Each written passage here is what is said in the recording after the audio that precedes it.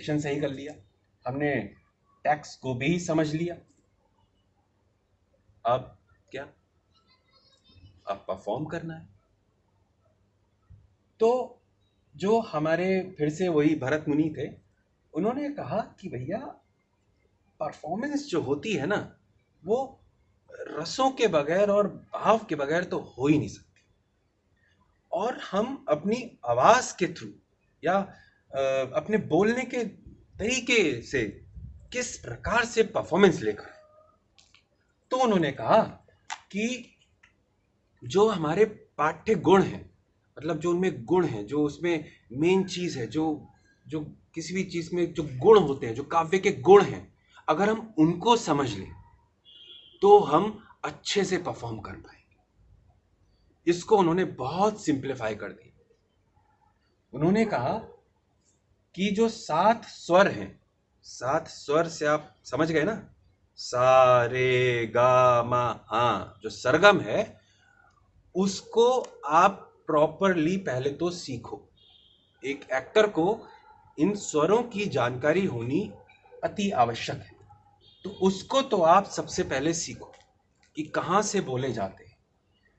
फिर अच्छा, कहाँ से बोले जाते हैं, इसके लिए उन्होंने कहा कि भैया 3 स्थान हैं जहां से ये बोले जाते हैं। कौन से? छाती यानी कि लगभग यहां से, और हमारी ग्रीवा या गर्दन, और सिर। तो यहां से 7 स्वरों को फील किया जाता है।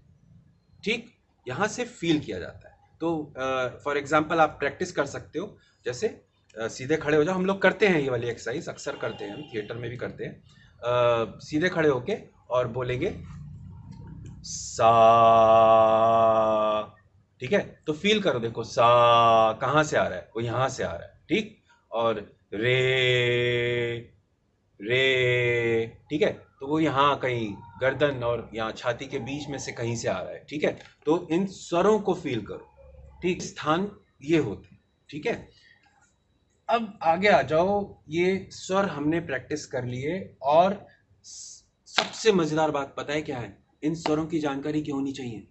जो भरत मुनि ने जो रस बताए हैं ना, जो भाव बताए हैं, उन्होंने ये एक्सप्लोर किया कि ये पर्टिकुलर रस स्वरों से जुड़े हुए हैं। कैसे?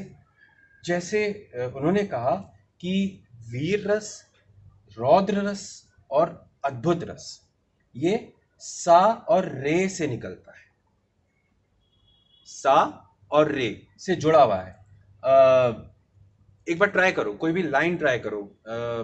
जैसे हम, चलो पोएम ही ट्राई कर लेते हैं। खूब लड़ी मर्दानी वो तो झांसी वाली रानी थी।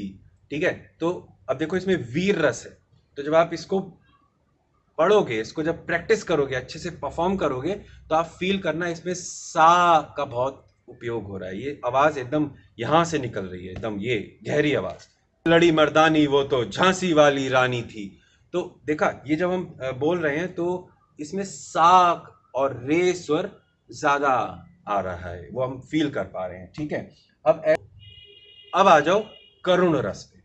तो यदि करुण रस में कोई लाइन बोलनी है तो वो गा और नी, गा और नी स्वर पर ही सही ढंग से उच्चारित होगी।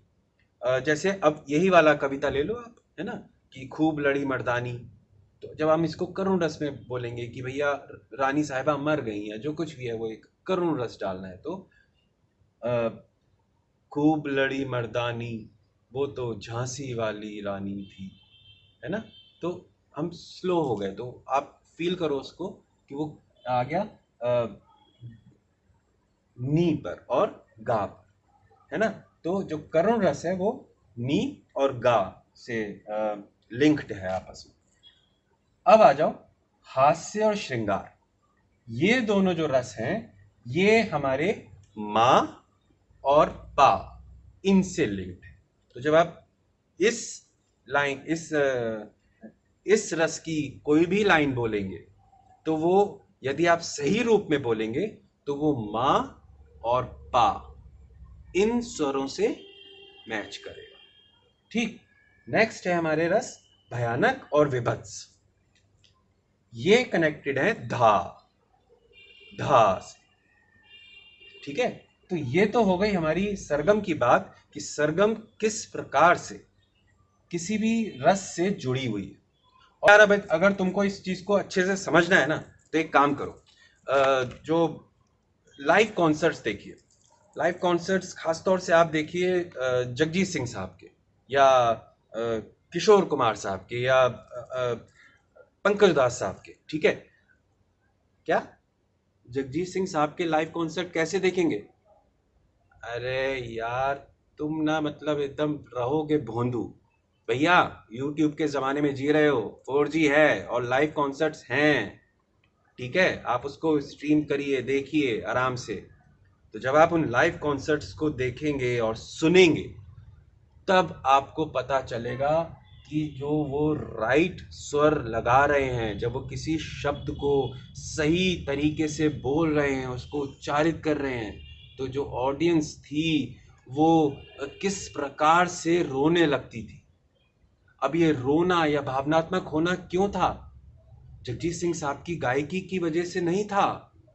ये इसकी वजह से था कि जो जगजीत सिंह साहब जो सुर लगा रहे थे, या जो शब्द को बोलने का तरीका अपना रहे थे, उस तरीके से जो लाइव ऑडियंस होती थी, उसको अपनी किसी सिचुएशन में वो चली जाती थी, उसको कोई अपनी सिचुएशन याद आ जाती थी, और वो उसी की वजह से रोने लग जाती थी, तो वो उसमें चली जाती थी। अच्छा, एक गाना उनका सुना है, आज सुन के देखना, चिट्ठी ना कोई संदेश। ठीक है, ये वाली गजल आप जगजीत सिंह के सामने की गाई हुई आप सुनिएगा, आपको ना मतलब इमोशंस फील हो ना, तो आप मेरा नाम बदल देना।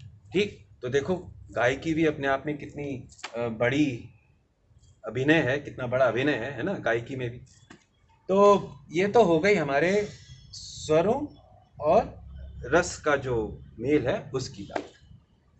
अब बीच में मैंने एक शब्द यूज किया था, पिच।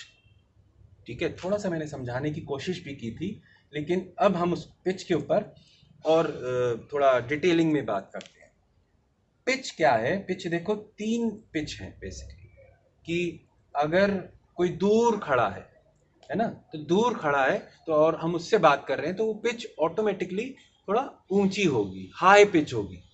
ठीक है, और जब आप हाई पिच में बात करोगे, तो आप लोग फील कर पाओगे कि आपके जो साउंड आ रहा है वो कहीं ना कहीं आपके सिर से आ रहा है। अगर आपके कोई पात्र आपसे दूर खड़ा है, तो जो साउंड है वो सिर से आ रहा है। ठीक है, और ऐसे ही कंठ, यानी कि कंठ मतलब ये गला, जब कोई आपके इतना ना दूर है ना पास है, आप एकदम आमने सामने खड़े हैं, और जब बात कर रहे हैं, तो वो एकदम मध्यम है, वो मिडिल है, वो पिच जो है मिडिल है, उसमें ना आपको ज़्यादा पिच को बढ़ाने की ज़रूरत है और ना बहुत कम करने की ज़रूरत है। आप एक नॉर्मल तरीके से बात कर सकते हैं, है ना, एक मीडियम। ठीक, अब कुछ रिश्ते होते हैं, बड़े करीबी रिश्ते होते हैं, या हम कोई आपस में रहस्य की बात कर रहे हैं, कोई सीक्रेट की बात कर रहे हैं, कुछ कुछ सीक्रेट इंफॉर्मेशन दूसरे को दे रहे हैं, तो जब हम उसमें बात करते हैं, तो हम बात करते हैं वक्ष से, या लो पिच।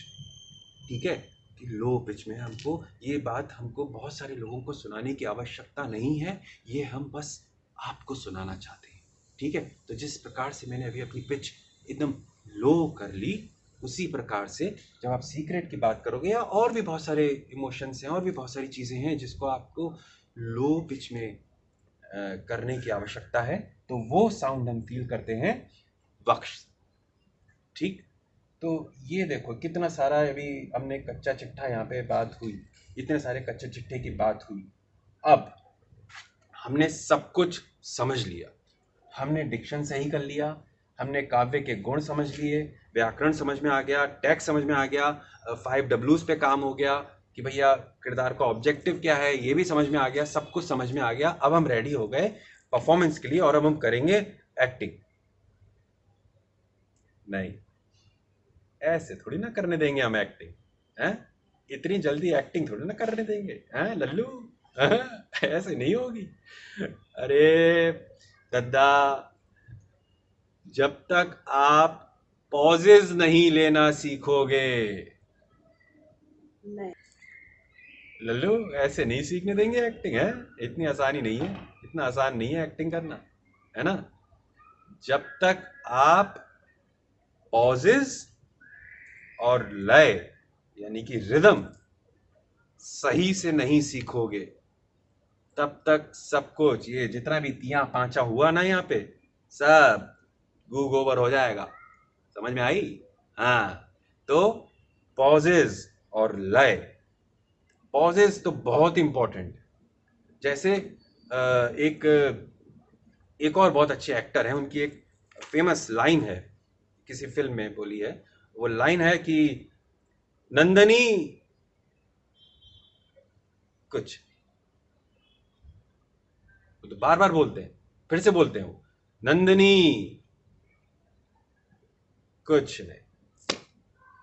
ठीक, तो वो जो नंदनी के बाद जो पॉज ले रहे हैं वो अभिनेता, उसमें बहुत कुछ छिपा हुआ है। क्या वो ये कहना चाह रहे हैं कि नंदनी आई लव यू, या नंदनी आई लाइक यू, या Nandini I want to kill you? ठीक है ना। तो उस पॉज से पता लग रहा है कि भैया जो महाशय हैं वो कुछ कहना भी चाह रहे हैं और कह नहीं पा रहे हैं, तो सिर्फ पॉज से खेल लेते हैं वो। ठीक, और ये कौन सी फिल्म में है, कौन से एक्टर ने किया है, ये अब आप खोजते रहो भाई, है थोड़ा तो मेहनत आप भी करोगे, हम ही बोलते रहे सिर्फ। ठीक, तो दूसरी चीज हमने कही कि पॉज और लय, रिदम। तो अब रिदम यानी कि लय को समझना बहुत आवश्यक है, तो उस पर भी थोड़ी बहुत बात कर ही लेते हैं। जैसे इस पे भी हमारे भरत मुनि ने रिसर्च की, तो वो क्या है, अब यहाँ से लेते हैं हम दोबारा से अपने रसों पर और स्वर पे वापस जाते हैं। तो जो वीर, रौद्र, अद्भुत इमोशंस होते हैं या जो रस होते हैं, उनकी जो रिदम होती है या उनकी जो लय होती है वो हाई होती है, ऊपर, हाई। ठीक है। और करुण रस की जो रिदम है वो है लो, लो।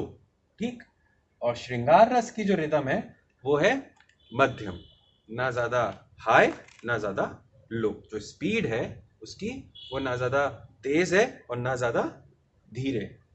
और भयानक और विभत्स, ये जो दो रस हैं, इनकी जो रिदम है वो है हाई, ऊंची। ठीक है, यानी कि फास्ट, है ना। तो ये हो गई रिदम की बात, ये हुई हमारी लय।